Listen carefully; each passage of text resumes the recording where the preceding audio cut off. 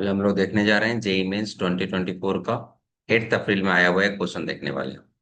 ये क्या कहता है कि limit x tends to zero two times one minus cos x under root cos two x cos three x का power one by three cos four x का power one by four इस तरह से जा रहा है। मान लीजिए 10 का पावर वन बाई टेन नीचे एक्स स्क्वायर।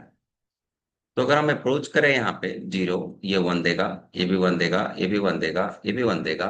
इस तरह से क्या देगा, वन माइनस वन। और नीचे भी कितना होगा, जीरो। ऊपर भी जीरो अप्रोच करेगा और नीचे भी क्या अप्रोच करेगा, जीरो अप्रोच करेगा।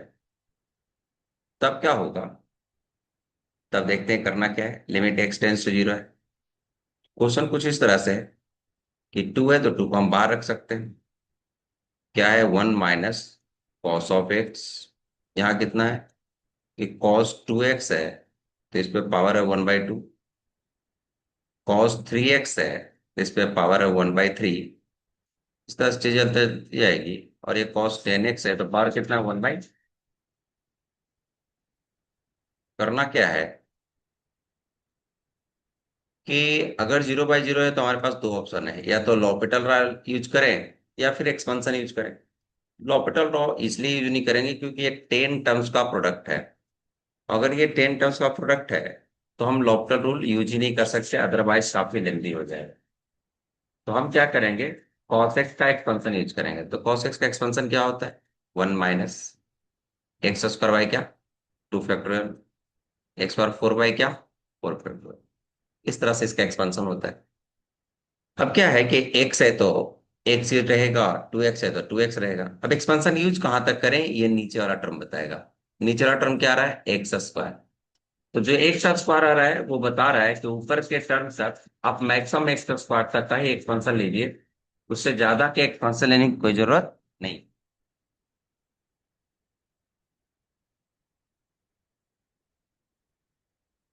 तो हम लोग ये देख पा रहे हैं कि अगर हमें एक्सपेंशन लेना है तो हमें दो ही टर्म लेना होगा। एक तो ये हो गया, दूसरा तो अगर हम इस क्वेश्चन को समझ पा रहे हैं, limit x tends to zero, ये क्या होगा, वन माइनस कॉस एक्स। यहाँ पे हम क्या लिखेंगे, one minus x square by क्या, two factorial cos two x का पावर हाफ। इट मीन्स ये हो जाएगा टू एक्स का स्क्वायर बाई क्या, टू फैक्टोरियल। और इस पे पावर आएगा वन बाई टू। ये क्या है, वन माइनस ये थ्री एक्स का स्क्वायर हो जाएगा और नीचे आएगा फैक्टोरियल टू। इस पे पावर हो जाएगा वन बाई थ्री। सिमिलर तरीके से चलते जाएंगे तो ये हो जाएगा वन माइनस टेन एक्स का स्क्वायर बाई टू फैक्टोरियल। और इस पे पावर कितना हो जाएगा, वन बाई क्या, टेन।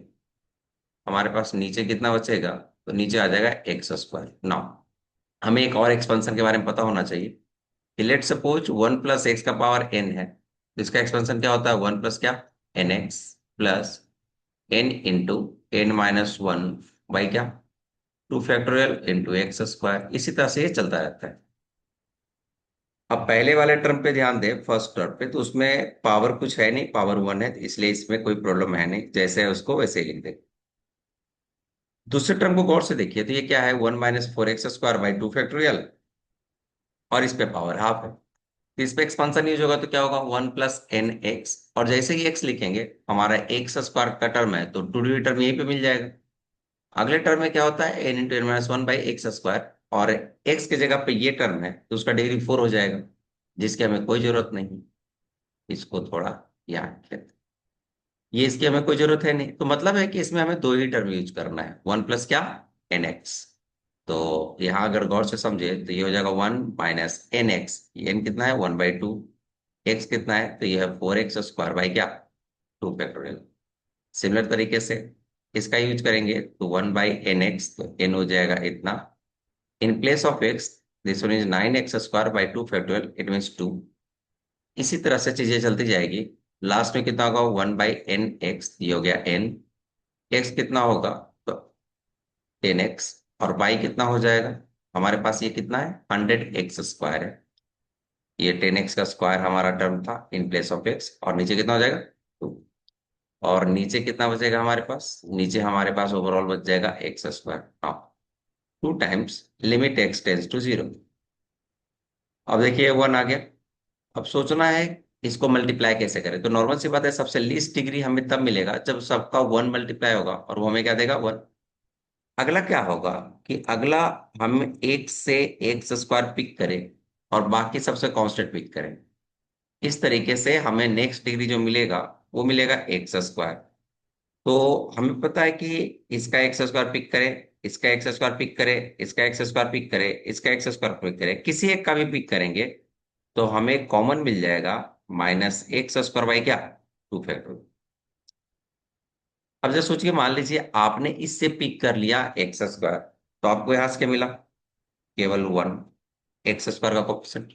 इधर से क्या लेंगे आप? कांस्टेंट 1 1 1, सबका कांस्टेंट। अगर आपने इससे पिक कर लिया एक्स स्क्वायर माइनस 2 फैक्टोरियल, तब इसका कोफिशिएंट क्या मिलेगा? इसका मिलेगा 2 से 4 कैंसिल आउट, बच जाएगा 2। और बाकी सबसे क्या ले लेंगे? 1, तो इसके पास आएगा 2। अगर हम इससे एक्स स्क्वायर ले लें तो यहाँ कितना आ जाएगा? 3/2 एक्स स्क्वायर होगा। तो एक्स स्क्वायर बाई 2 फैक्टोरियल ले ले, ये 2 फैक्टोरियल का वैल्यू है 2। तो ये तो हमने कॉमन ले लिया। तो बाकी सबसे क्या लेंगे? 1। तो ये कितना देगा? तो ये हमें देगा 9/3, दैट इज कितना? 3। इसी तरह से हम समझ पा रहे हैं कि लास्ट का जो टर्म है वो हमें क्या दे देगा? 10। इस तरह से एक्स स्क्वायर का टर्म मिलेगा। इसके बाद इसके पास बहुत सारे टर्म होंगे जो उससे हायर डिग्री का टर्म। नीचे कितना आ जाएगा? X square. इसके बाद हम समझ पा रहे हैं ये 2 हो गया, लिमिट एक्स टेंस टू क्या होगा? 0। तो हमें क्या मिलेगा? 1 माइनस, ये 1 हो जाएगा और ये माइनस प्लस प्लस हो जाएगा, x square by 2 factor that is 2।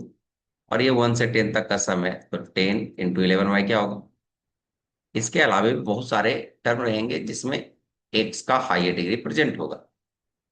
अब ये 1 और ये 1 क्या हो गया? कैंसिल आउट हो गया। नाउ अब आप एक्स स्क्वायर कॉमन कर ले तो हमें क्या मिल जाएगा? 2 × 10 × 11 बाई 2 क्या रहेगा? यहाँ इंटरेस्टिंग ये है कि इसके बाद जितना भी टर्म है एक्स का पावर हायर ऑर्डर, सबसे एक्स स्क्वायर कॉमन लेने के बाद कुछ ना कुछ एक्स का टर्म बचेगा और वो सबका सब क्या हो जाएगा? 0 हो जाएगा। तो हमारे पास क्या बचा? 2 और 2 कैंसिल कर देंगे। अब इस 2 से कैंसिल कर देंगे 10 को, तो कितना आएगा? 5, दैट इज कितना होगा? 55। यहाँ पे दो चीज हमें सीखना था। एक तो जब बहुत सारे टर्म आ जाए तो हमें यूज कर लेना चाहिए एक्सपेंशन, अगर उसका आर्ग्यूमेंट 0 पे अप्रोच कर रहा हो।